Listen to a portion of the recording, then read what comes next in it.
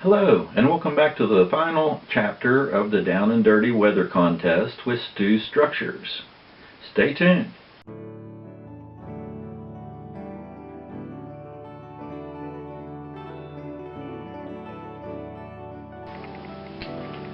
So I want to thank you for returning to watch this final segment of the Down and Dirty Weather Contest. We're going to put the few final little things together with these cars and do a run-by so you can see what they look like. Well, you'll see what that's all about here in a little bit. So here we go.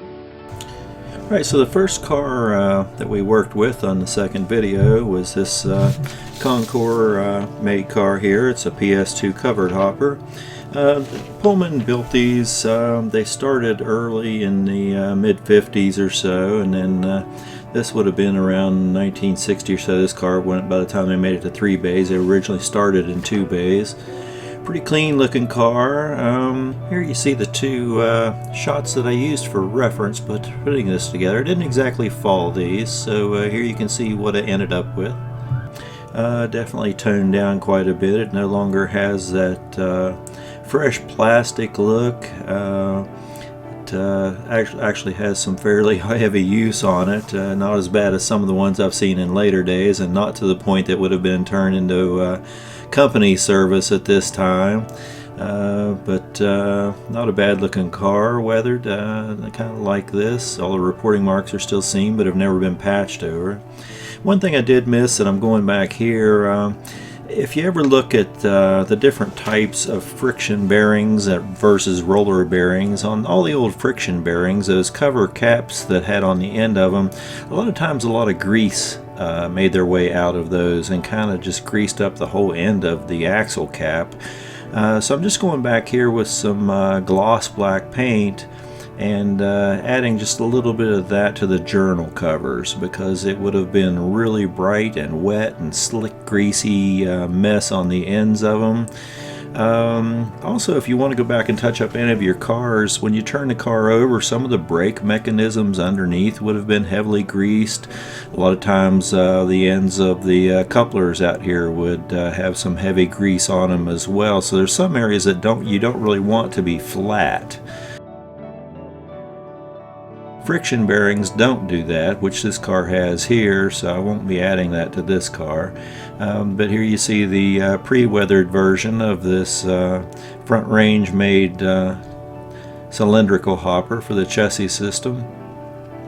I really modeled a lot earlier of a time frame, but I have several of these cars and I'm wanting to do a little more modern of a train. I do have a couple of diesels that I'm going to be pulling some of these cars with.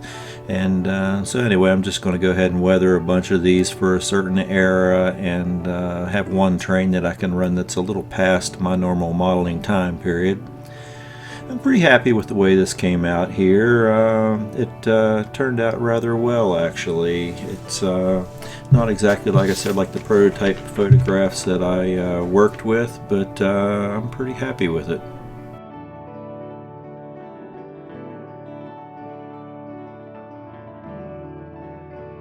I don't really have a layout that I'm working with right now, and don't have anywhere to really just take these and do a run-by. So I kind of just have these few bits and pieces of various things I'm working on. So here you see I'm coming off the hump down into a yard beyond the coal facility here, flying through.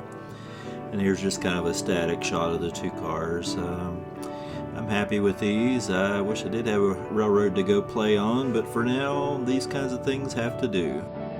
So there you have the last installment of the Down and Dirty Weather Contest.